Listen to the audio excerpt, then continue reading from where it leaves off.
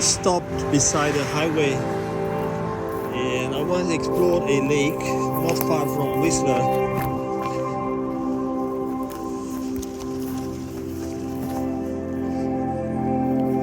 I've been in the area by highway, by air, so I've flown above this lake a few times, but never been here to the shore. I want to see what's here.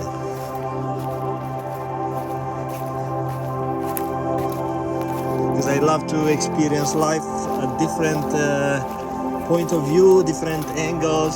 Oh, I see some birds just landing on the water, and you see it's still covered by a sheet of ice. How to get to that spot? Let's see.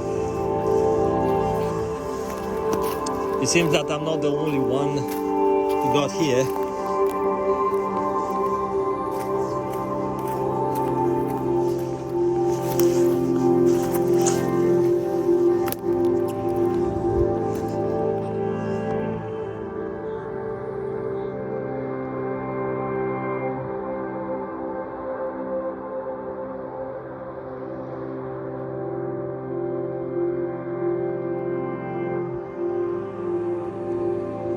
I could take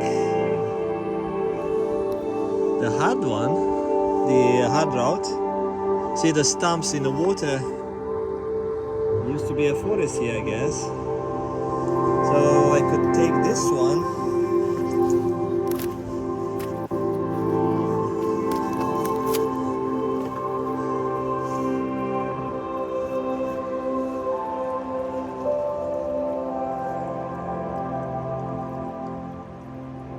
Let me see.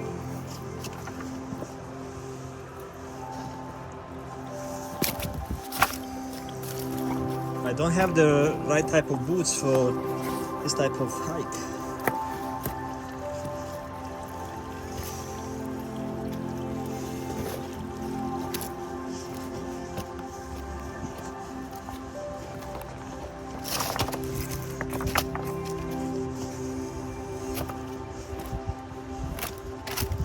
Looks like it's a trail here. Do you see the trail?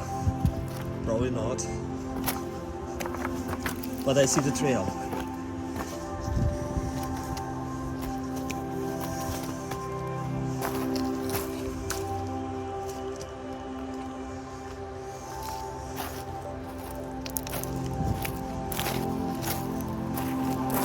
Oh, I see some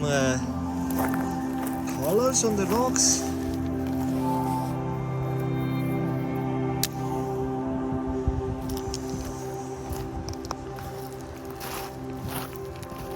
You can go fast through life and not noticing stuff, or you can take a break, take it slow.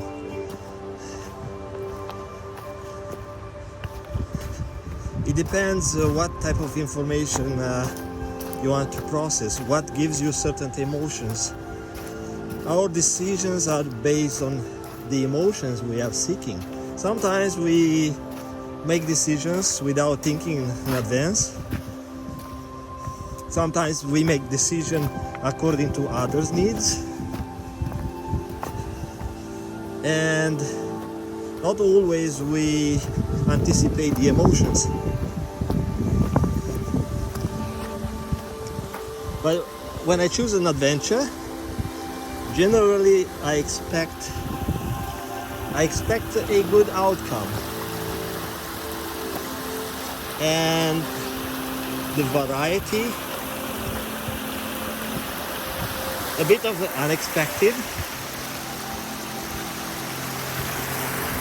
makes it appealing. So if I want to analyze this journey, what I'm getting out of it. So it's a bit of a dangerous hike. It's a bit slippery.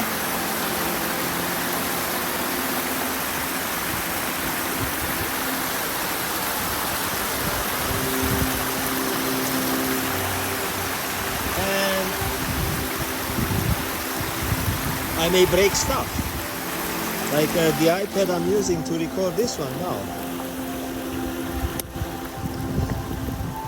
But guess what? My childhood is affecting the way I think. My young age life experience is affecting the way I think. When I compare myself living in a sort of a poverty, growing up in a poverty mean, when I compare myself with kids who grew up in Canada, kids who are now my age, that's a volcanic rock. Not too many have that spark of curiosity when they have to solve a problem. There are not so many who open to allow the brain to explore and use the brain power to solve those problems. So we grew up with problems, and problems help us grow because it allows you to expand. So it's not only adding to your life experience, enriching your life experience, but helps you expand much faster than people who were spoiled.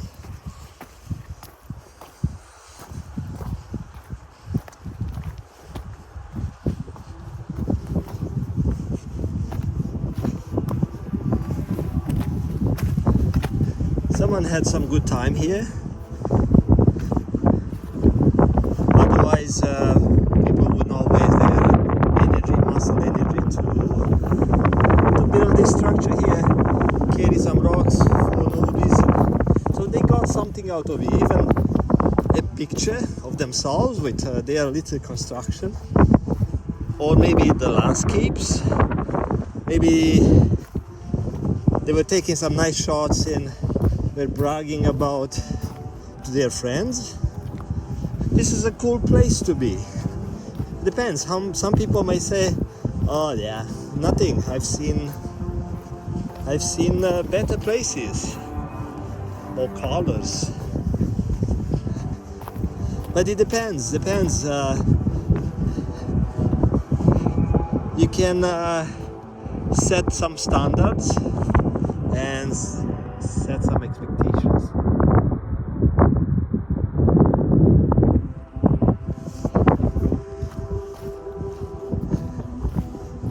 If someone was brought up in a rich environment, rich family, and traveling to Hawaii and some exotic places, they have different expectations.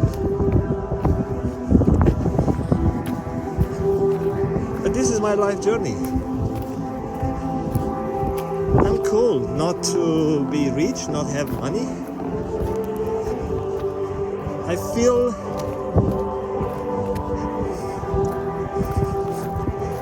today I feel happy to discover new things. Really happy. And if I add a little bit of spice or a little bit of salt or a little bit of extra ingredients to my adventure, like this music I have right here in my pocket, I feel I want to cry. Because I'm blessed. I'm grateful for this image.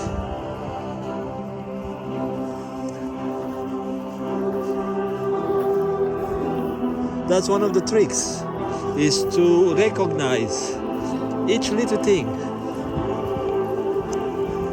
and explore it, admire it. That little thing that used to be bark of a tree, and think of that, the hundreds of years the tree experienced. If we think that a tree is dumb, it's a stupid creature, then of course we don't see any beauty in life. This was a boiling volcanic lava, carrying lots of energy. and maybe it caused some destruction, but after that a new life emerged.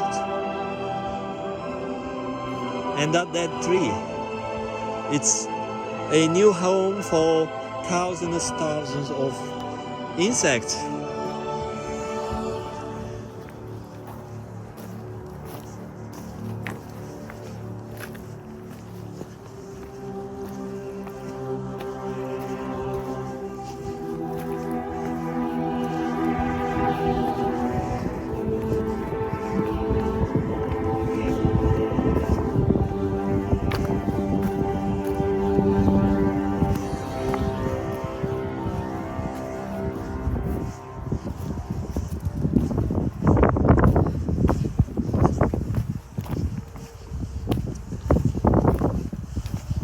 That's all volcanic lava.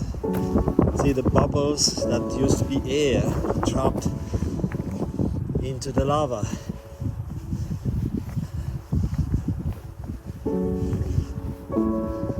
It tells you something about the geological history of the place, which is well known. It's well known and well documented.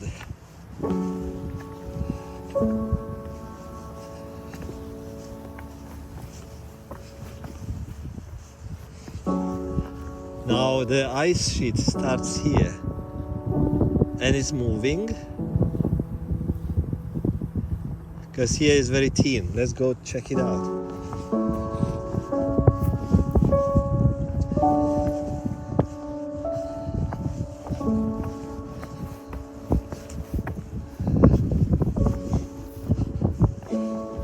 I remember when I was a kid, and I think I mentioned that into my other recordings, my few other recordings. We had a frozen river almost every winter. Frozen river, it was maybe not that wide, maybe a little bit narrower than that.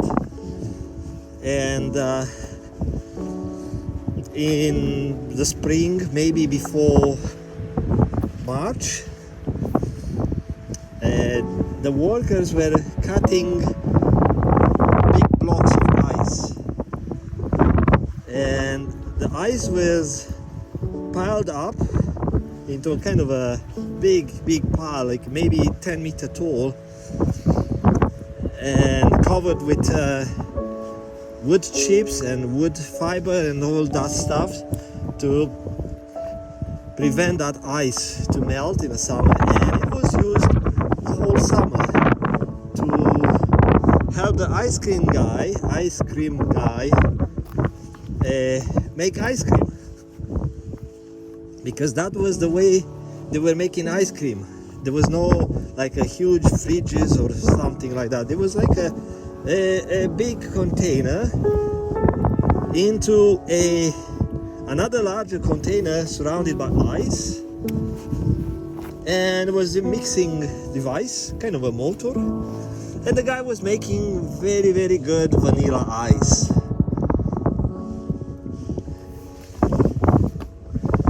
And I'll share a little story. It's kind of a stupid story, but I'll share it anyway. See this geese? It's like they found a resting spot on the ice. You wonder, is it cold out there? Maybe not. See the ice moving, it's floating.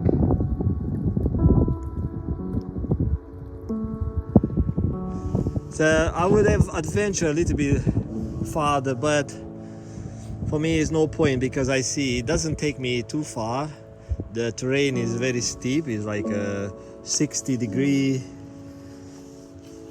incline, and there is no point for me to keep exploring. But I see this spongy type of lava boulders.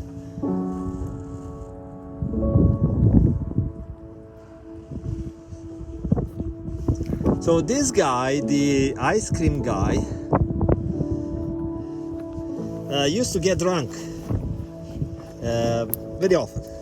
That was kind of a lifestyle at the countryside. Lots of lots of men were getting drunk because the alcohol was abundant and was cheap. And probably they did not buy the alcohol from the store. They bought the alcohol from individuals who were making alcohol. Even my dad used to make alcohol from plums and apples, mostly from plums. And so he was very drunk, riding his bicycle from the marketplace. It was an outdoor marketplace. A couple of tables, like a concrete tables, set for farmers who were selling their produce on the weekends.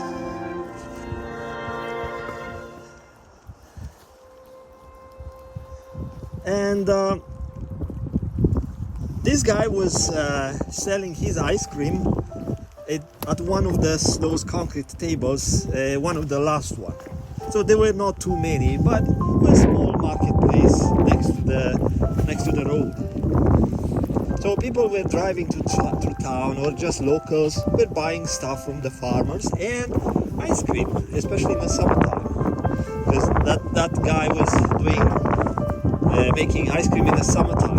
And so one day he was so drunk, he fell with a bicycle, and the two thermos containers, he had like two huge thermos containers, like about 3 feet or 1 meter tall, and maybe 10 inches diameter, like 20 something centimeter diameter.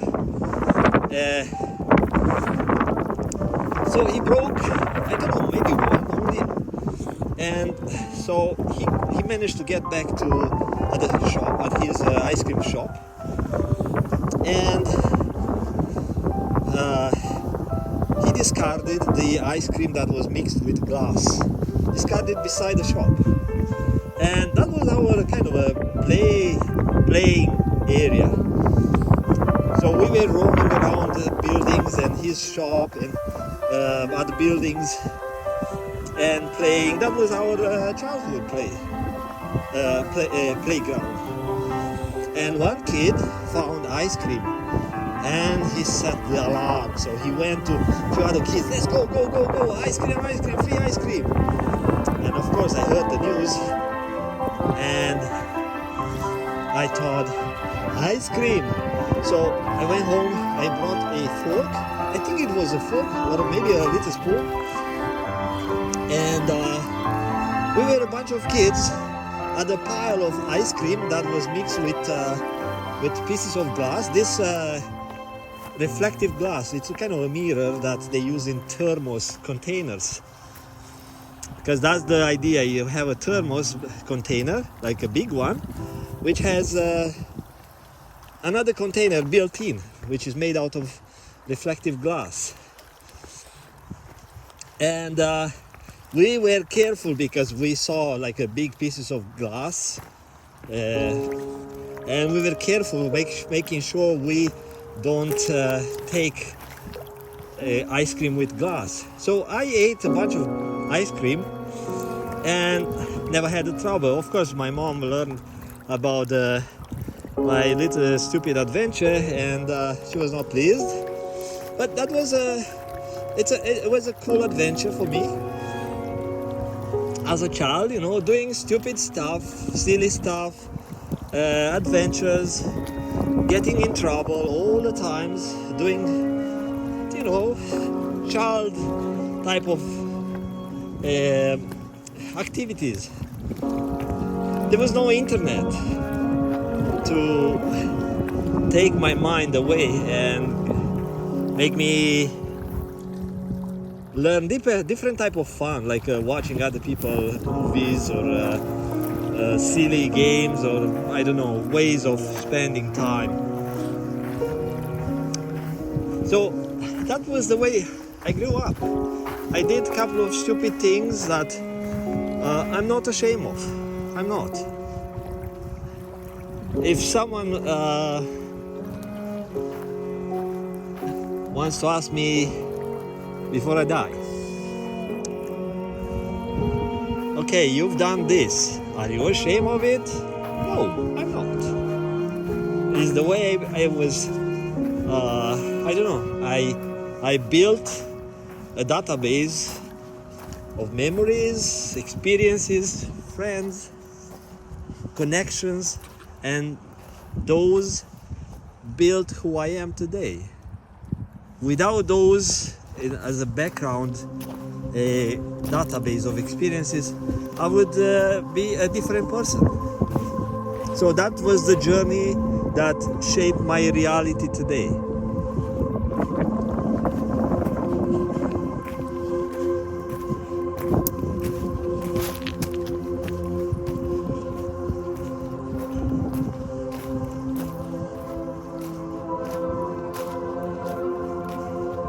So I'm going to take a short break, just letting the music run or play, and record a few seconds. Then I'll let you go. And thank you for having the patience to see a short trip outside the highway.